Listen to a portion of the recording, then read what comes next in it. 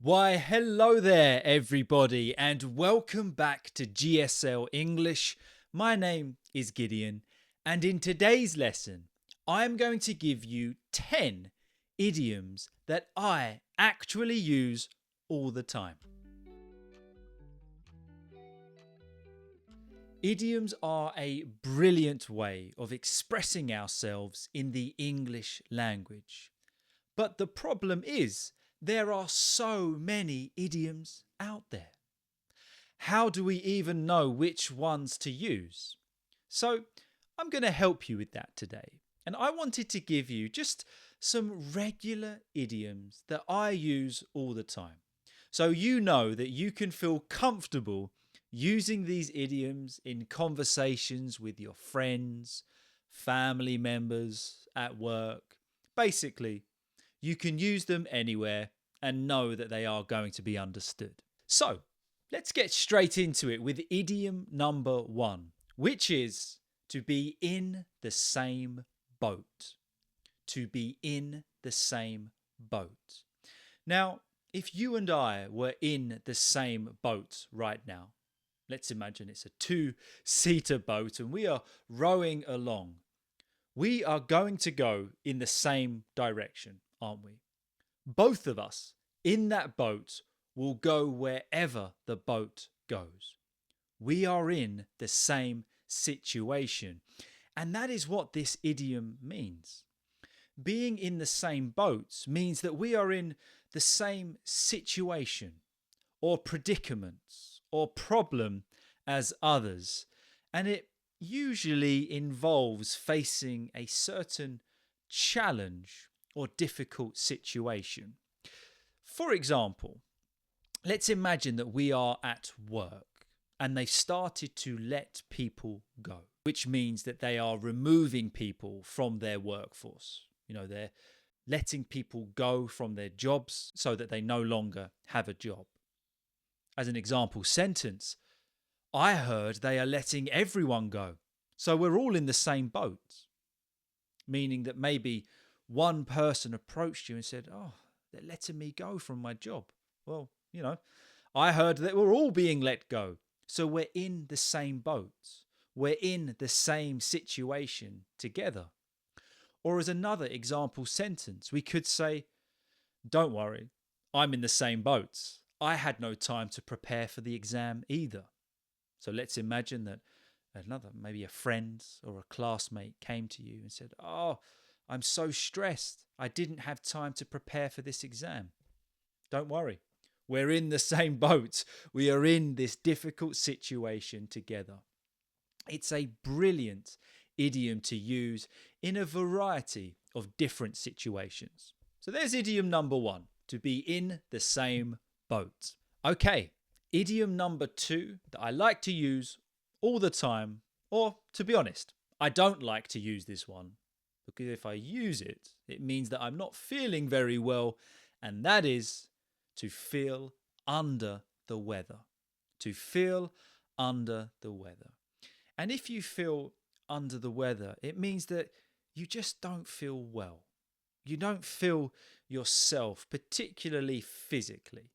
You know those days where you wake up and just your head is hurting, or your nose feels full and you don't have a lot of energy, you don't want to get out of bed, you feel under the weather. So as an example sentence, we could say, "I won't be able to make it tonight. I'm feeling under the weather," or "I'm feeling a bit under the weather." We often qualify it with a bit under the weather. So I won't be able to make it tonight, meaning that you possibly already had plans, but now you can't go because you were feeling under the weather. Or we could say, "I can't believe that today of all days, I'm feeling under the weather." Maybe there was something coming up that you were really looking forward to, but you're feeling under the weather. You don't feel great, so now you can't enjoy it as much as you normally would. That's idiom number 2, feeling under the weather.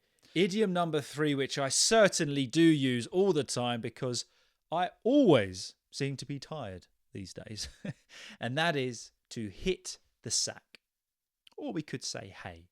To hit the sack or the hay, they both have the same meaning. Now, of course, hitting the sack literally would mean physically hitting or beating a large bag or a sack.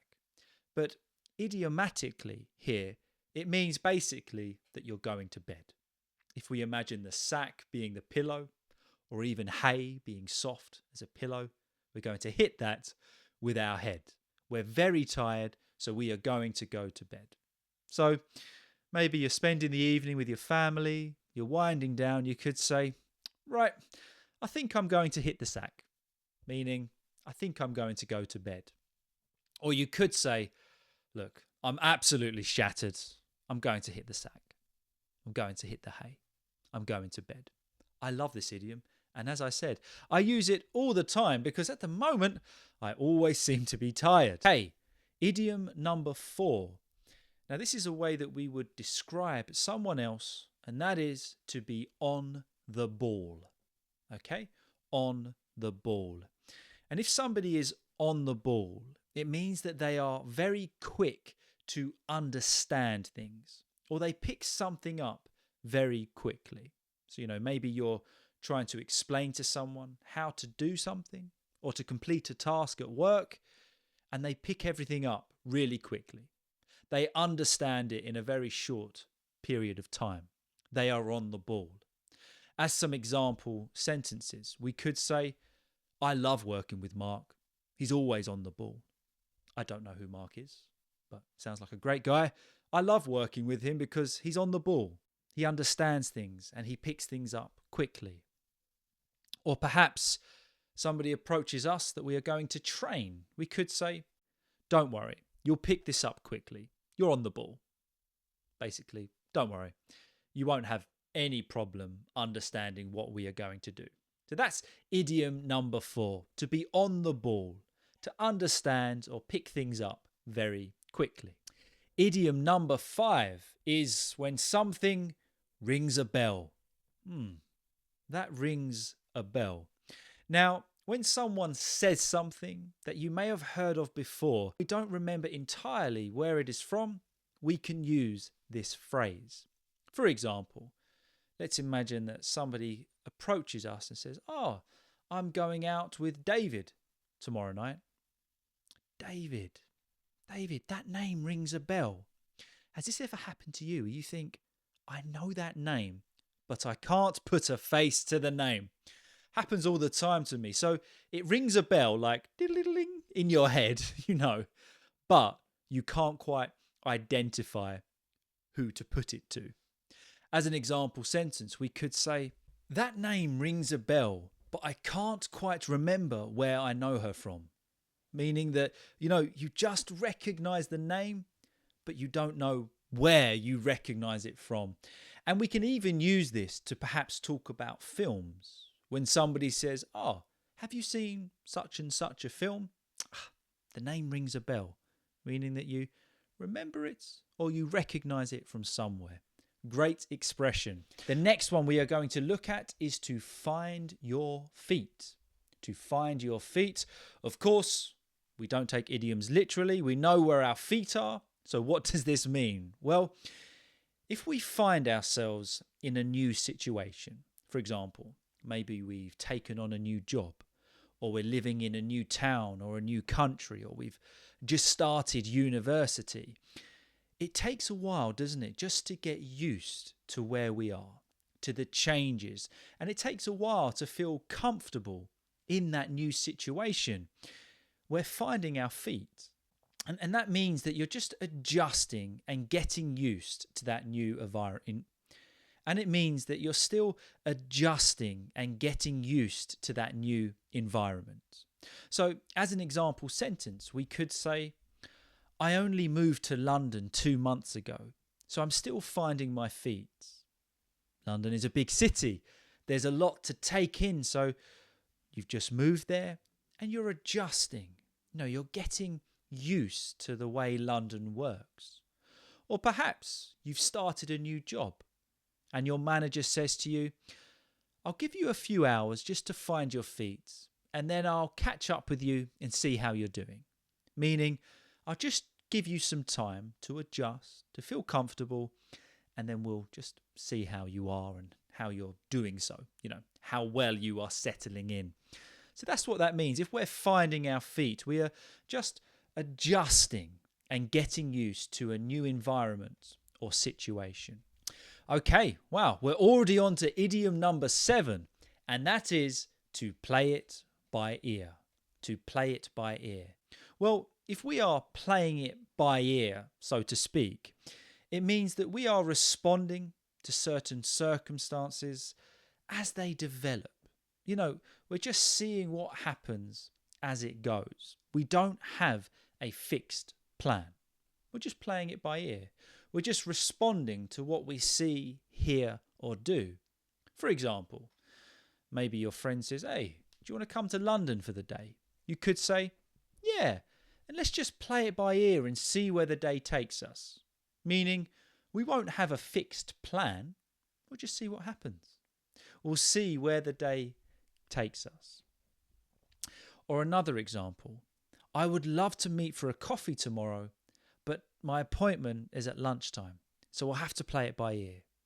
Meaning that you would like to meet someone for a coffee, but you have an appointment at lunch, so you'll have to play it by ear as to whether you actually meet or what time you will meet and where you are going to meet for that coffee. You just play it by ear. You just see how the day develops without making a fixed plan. Love that expression. Idiom number 8 is to knuckle down. To knuckle down. I like this one, of course, knuckles being on your hands. But what does this mean? Well, to knuckle down is to work hard or seriously at something because you need to get it completed. And we can use this if we tend to procrastinate. We've got some work to do, but the day's going on and we haven't done it yet. And we're trying to fill the time with other tasks.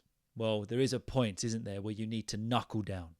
You need to get that work done and completed. So, for example, we might say, we need to knuckle down and finish this project. Maybe you've been kind of procrastinating all day, but now it's time to take it seriously. Or maybe if we have an exam coming up at university or wherever it is, we could say, "I can't come out this weekend. I need to knuckle down and prepare for my exam. I need to take my exam seriously. I need to work hard at my preparation for that." Great way of putting that is by using this idiom, to knuckle down, to take something seriously and to work hard. Idiom number 9, and I used this one only the other day, and that is to cut to the chase. Cut to the chase.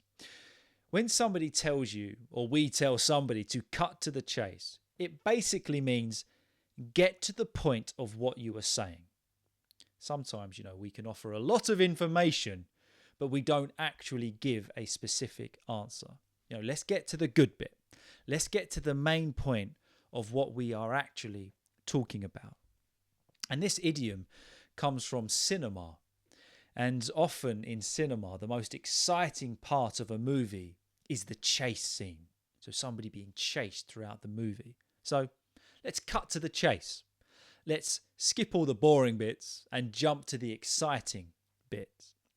But we have to be careful how we use this idiom. For example, if our boss was giving us instructions or our manager was telling us what to do, even if they're talking for a little bit more than they need to, we wouldn't say, "Come on, cut to the chase." A little bit disrespectful. Or if we're talking to a teacher, we wouldn't say, "Come on, cut to the chase." So we want to use it in the right context and in a respectful way. Perhaps we organise a meeting at work. We could say, "Hi guys, we don't have much time here, so I'm going to cut to the chase. We're going to get straight to the point of this meeting." Or, "Let's cut to the chase and decide what we are going to do. That's enough discussing it. That's enough talking. Let's get to the main point." Brilliant way of putting that. Cut to the chase, but always want to use it in a respectful way. Okay, and the final idiom that we are going to look at today is to throw in the towel. throw in the towel. Often when two fighters are fighting in a boxing ring, the coaches, if the fight is getting to the point where it needs to stop, they throw in a white towel, meaning they surrender. They stop. They don't want the fight to continue. So in this context, if somebody throws in a towel, they've given up. They've surrendered. Often because they just can't do it anymore, or they feel that their efforts are no longer worth it. For example, after hours of trying to fix the computer, I finally threw in the towel and called for help. You had that? Problems with your computer. You try fixing it for hours, don't get anywhere. There is a point where you need to just throw in the towel and give up. Or we could say maybe again at work, I think it's time to throw in the towel on this project. We aren't getting anywhere. Sometimes you're working really hard at something, but you're just not getting anywhere and it's just not working out. It's time to throw in the towel. So that is the final idiom of this class. So there you go. There are 10 idioms that I like to use all the time. Now, to get the most from these idioms, maybe watch the video again, take notes, but most importantly, choose some of these idioms to use over the next week. That is my challenge to you. Use at least one of these idioms over the next week. And if you do, please let me know in the comments and I will get back to you. But thank you so much for watching today. I hope you found this lesson useful and I will see you all very soon. Have a good one, guys.